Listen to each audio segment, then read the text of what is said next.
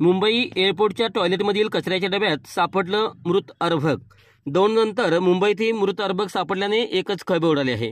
पुण्यातील दौंड शहरामध्ये एका बरणीमध्ये अर्भक आणि शरीराचे अवयव सापडल्याचे प्रकरण ताजे असतानाच मुंबईतील छत्रपती शिवाजी महाराज आंतरराष्ट्रीय विमानतळावर असलेल्या एका शौचालयाच्या डब्यात अर्भक सापडल्याने खळबळ उडाली आहे। बाळ रडत असताना लोकांच्या लक्षात आल्यावर त्यांनी लगेचच पोलिसांना कॉल केला व त्याला रुग्णालयात दाखल केले, पण हे एक दिवसीय बाळ मृत असल्याची माहिती समोर आली आहे। सहारा पोलिसांनी या प्रकरणी अज्ञात व्यक्तीवर गुन्हा दाखल करून अधिक तपास करत आहेत। पोलिसांच्या अंदाजानुसार कुणीतरी बाळाला तिथे टाकून पळून गेले असावे। त्यांचा शोध विविध ठिकाणी जाऊन घेत आहोत। आजूबाजूला असलेल्या सीसीटीव्ही मार्फत पोलीस आरोपीचा शोध घेत आहेत। हे एक दिवसाची मृत अर्भक आहे। या प्रकरणाचा तपास पोलीस करत असून विमानतळ परिसरातील सीसीटीव्ही तपासले जात आहेत। दौंड जिल्ह्याच्या एका शहरामध्ये कचऱ्याच्या ढिगाऱ्याखाली सापडलेले मृत अर्भक व त्याचे अवयव हे प्रकरण ताजं असताना आता चक्क मुंबईच्या आंतरराष्ट्रीय विमानतळावर शौचालयाच्या कचरापेटीत मृत अर्भक सापडल्याने परिसरात एकच खळबळ उडाली आहे।